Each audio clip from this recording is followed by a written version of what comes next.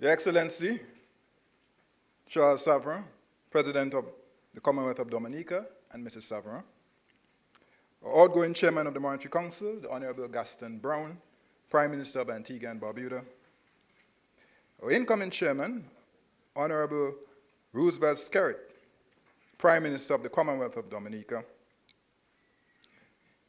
members of the Monetary Council, Your Excellency Lud Williams, former President of the Commonwealth of Dominica, the Speaker, the Honorable Alex Boyd Knight, members of Cabinet, members of Parliament, members of the Diplomatic and Consular Corps, distinguished guests, Father Martin, Deputy Governor Mr. Trevor Brathwaite, directors and staff of the ECCB, ladies and gentlemen, youth here and around our region, members of the media, good morning. Good morning. Good morning. Thank you. We're delighted to be back in beautiful Dominica.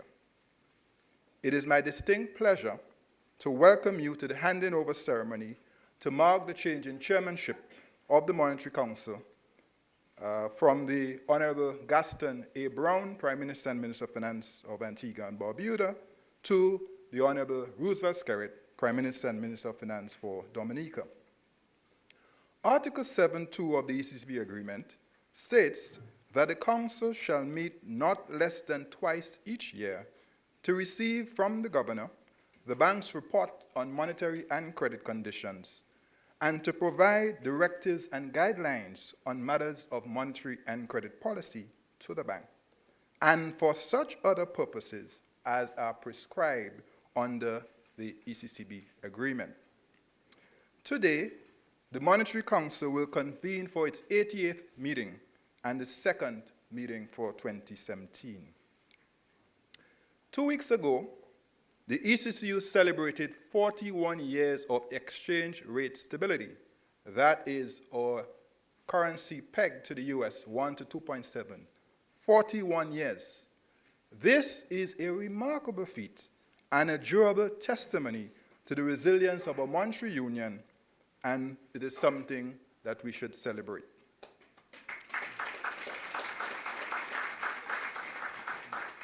Today, I confirm that our EC dollar is strong.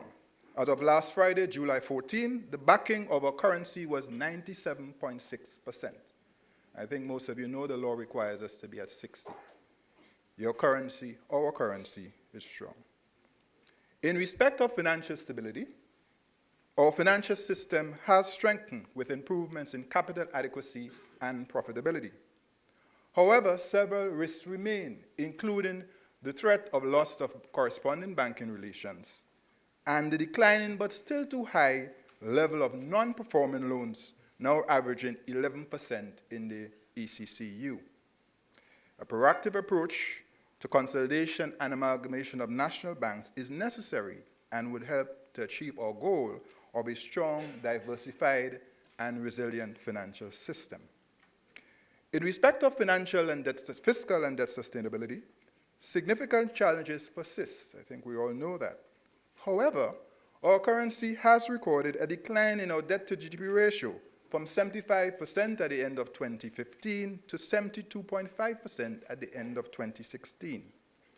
Later today, the Council will discuss interim fiscal targets as we plot our course to attain the target of 60% by 2030.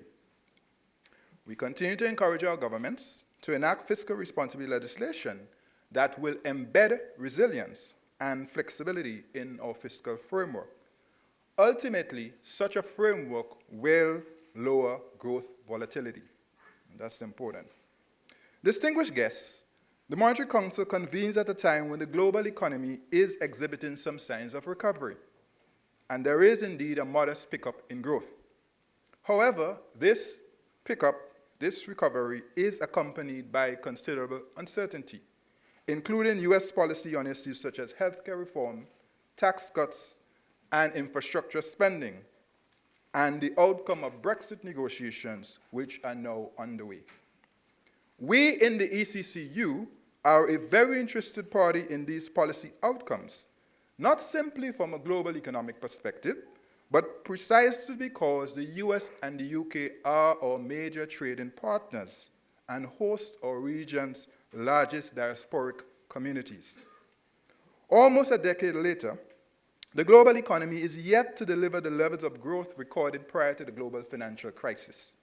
Indeed, over the past 5 years, growth in the global economy has averaged a mere 3%, promoting strong global concern about the notion of lower growth ceilings, caused in part by a global productivity slowdown.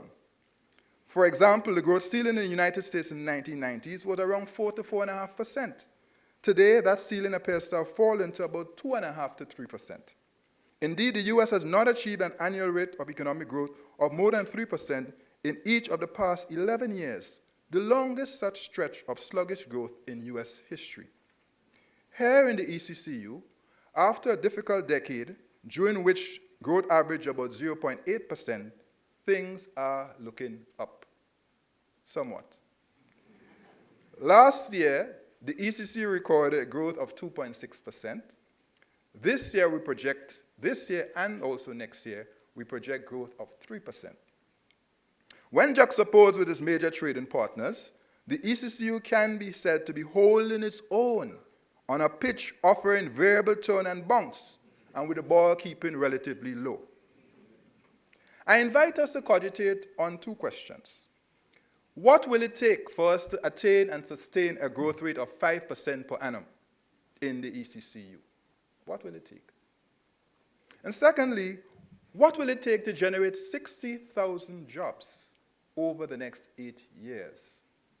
And in case you're wondering where that number 60,000 comes from, it is our initial estimate of what is required to secure single-digit unemployment in the ECCU. Against the backdrop of what many economists call a global productivity slowdown, we in the ECCU must fully apply ourselves to a productivity speed up to help raise our growth ceiling or growth trajectory. In my humble estimation, this shift requires our full commitment to socioeconomic transformation and will entail critical reforms and investments. For this reason, the focus of the strategic plan of the Eastern Caribbean Central Bank will be socio-economic transformation, and this plan will be launched on September 7th, God willing. Critical and structural reforms include overhaul of our education curriculum and improving the ease of doing business for all investors, including our local entrepreneurs, many of which are among our youth. I have a passion for young people, as you probably know. Critical investments include scaling up of technical and vocational skills training, including certification in coding to prepare for the ICT jobs that are available, or opportunities that are available in the 21st century. It also includes job training, research and development, and infrastructure, such as high-speed internet and renewable energy. And as I drove around the country on Wednesday, I was very pleased to see more and more of our street lights here in Dominica using solar PV. I think that's commendable, and that's the direction we want to go. In the financial sphere, it involves building out our financial markets infrastructure, including our partial credit guarantee scheme and the credit bureau. It also requires, reducing our dependence on the use of cash by using more electronic and digital payments. Now, data are hard to come by in this region. It's one of our challenges. But our initial estimates suggest that, on average, 70% of all our transactions or purchases are either cash or checks. That's a high number. So, we need to set a target. And I'm suggesting that we try to halve that number in 5 years. That's ambitious, but if we resolve to do it, it can be done. Now, cash is not going to go away, and that's not what we're attempting to do. But we do believe it can make a big difference to our economic trajectory. Remember, that's the question, how we get to 5% and sustain that.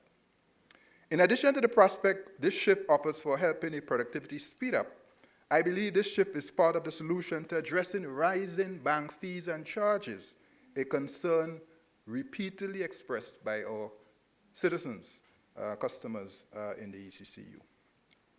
Furthermore, the use of electronic and digital payments could be a useful tool in responding to the issue of rising criminality, a grave concern in our fair ads.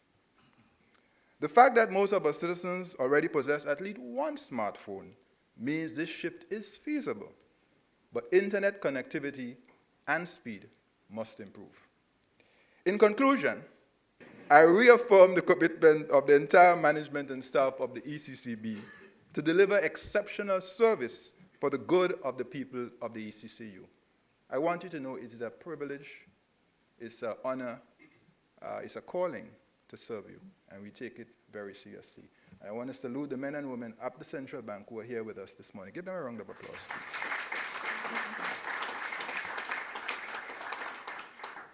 Strengthened by the grace of Almighty God, guided by the collective wisdom and collective action of the Monetary Council, undergirded by our core values, which are service excellence, teamwork and truth-telling, accountability and results, our star mantra, supported by our development partners, and motivated and held accountable by a fully engaged citizenry, we are confident of success. I thank you.